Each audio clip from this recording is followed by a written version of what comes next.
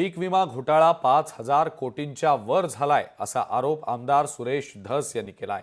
पीक विम्याचे पैसे वाचलेले नाहीत या विषयावर कृषी मंत्र्यांनी समोरासमोर चर्चेला यावं असं आव्हान सुद्धा आमदार सुरेश धस यांनी मंत्री माणिकराव कोकाटे यांना दिलेलं आहे।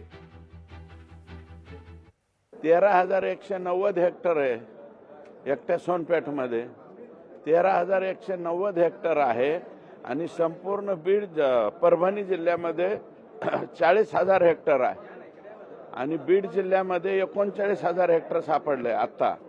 आणि जे कृषी मंत्री महोदय म्हणतायत ना की 350 कोटीचाच घोटाळा झाला, हा 350 कोटीचा नाही। कृषी मंत्री महोदय तुम्ही आता चार्ज घेतलेला आहे, टोटल डॉक्युमेंट्स पाहिजे असतील तर आम्ही डॉक्युमेंट तुम्हाला प्रोव्हाइड करतो। 5,000 कोटीच्या वरती हा घोटाळा गेलेला आहे।